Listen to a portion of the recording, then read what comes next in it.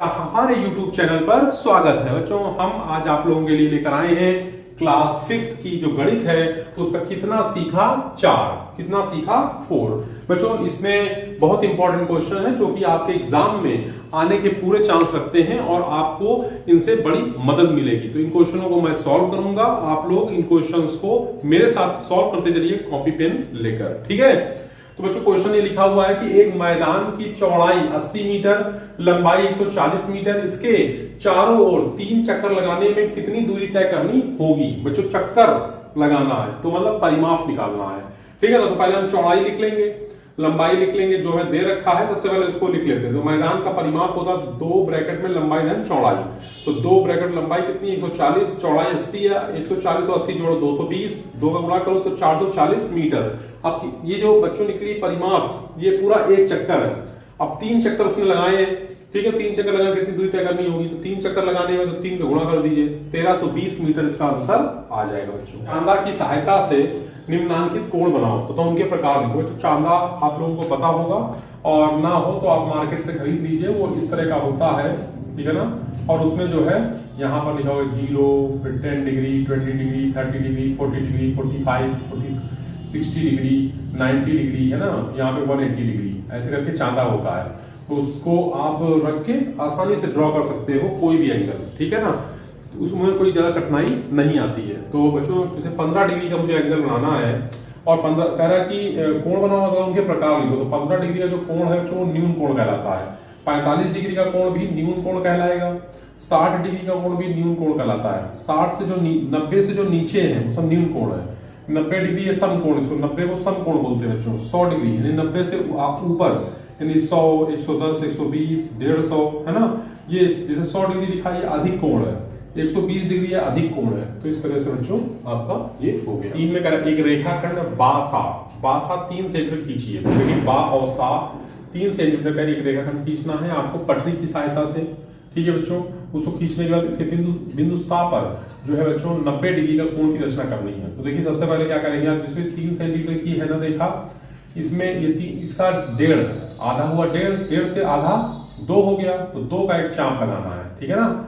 और उसके बाद फिर बा पॉइंट से भी एक चाप लगाना है जो दा पर काटता है, ठीक है ना। फिर दा से जो है एक चाप लगाना है और फिर सा से एक चाप लगाना है जो ये कटेगा। और फिर इसका इस रेखा को ऐसे इसमें मिला देना है और हमारा 90 डिग्री का कोण बन जाएगा।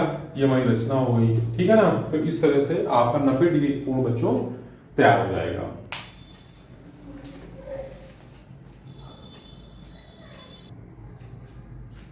अब बच्चों अगले प्रश्न चलते हैं। प्रश्न नंबर 4 कह रहा है कि निम्नांकित कोणों को चांदे से नाप कर लिखो।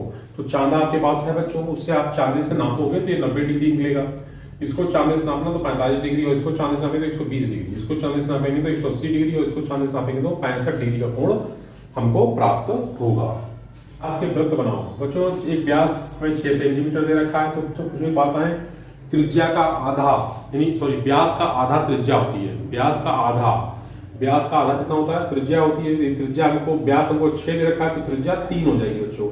हम सबसे पहले क्या करेंगे, 6 सेंटीमीटर की लाइन खींचेंगे और उसकी आधी यानी त्रिज्या कितनी 3 सेंटीमीटर का एक सर्कल ऐसे बना देंगे। ये हमारी होगी 3 सेंटीमीटर का क्या होगा बच्चों, वृत्त का व्यास। वृत्त मतलब वृत्त बन जाएगा। 5 सेंटीमीटर बनाना उसको भी इसी तरह बनाना है। 4 सेंटीमीटर बनाना उसको भी इसी तरह से आप बनाओगे, ठीक है बच्चों। ना समझ में आए तो कमेंट बॉक्स में कमेंट कर सकते हो, हम और समझाने का प्रयास करेंगे आपको।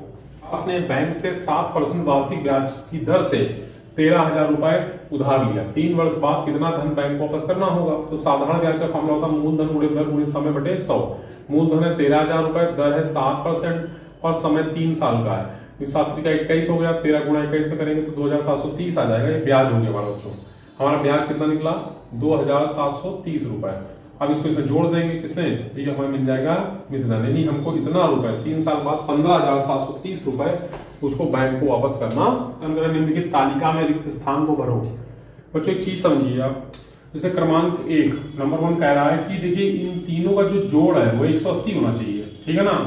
तो देखिए 180 डिग्री लिखा, ये 50 और ये 90 है, तो 90 50 हो गया 140, ठीक है। घटा देंगे इससे कितना देगा 40 डिग्री, इसका मतलब 40 डिग्री आएगा, ठीक। इसको जोड़िए 7 और 3 10 यानी 100 डिग्री। 180 वो तो यानी आएगा 100 डिग्री, ठीक है ना। फिर समझिए यहाँ आएगा 80 डिग्री भाई, 70 और 30 100 और 80 है तब 180 उठाएंगे हम लोग। 75 65 देखिए 5 5 10 की 0, वहां से लेके 7 6 13 114 140 तो 40 डिग्री आ जाएगा, ठीक है ना। 65 75, अब देखिए 110 यहाँ 50 यहाँ 20, तो देखिए 110 और 50 कितना हुआ बच्चों, 110 और 50 कितना हुआ 160, 160 और 20 कितना हुआ 180 डिग्री। तो इस तरह से आपकी ये तालिका कंप्लीट हो गई। में चांदा नाप का समकोणों की संख्या बताओ। तो बच्चों समकोणों की संख्या देखो यहाँ पर कितना, एक समकोण, ठीक, यहाँ पे 2, यहाँ पे 3, यहाँ पे 4। यहाँ पर देखो बच्चों 1 है 2 है 3 है 4 है, यहाँ पर 1 है 2 है 3 है 4 है, 4 4 समकोण नहीं। इसमें समकोणों की संख्या कितनी है, तो समकोणों की संख्या इसमें है आपकी 4, इसमें भी कितनी है 4, इसमें भी कितनी है बच्चों 4, ठीक है ना। ये समकोण संख्या नहीं हो सकती, यहाँ पे समकोण इसे करें तो यहाँ कोई समकोण नहीं बन सकता ना, यहाँ बनेगा, ठीक है ना। तो इस तरह से आपका जो कितना सीखा 4 है वो पूरा हो गया।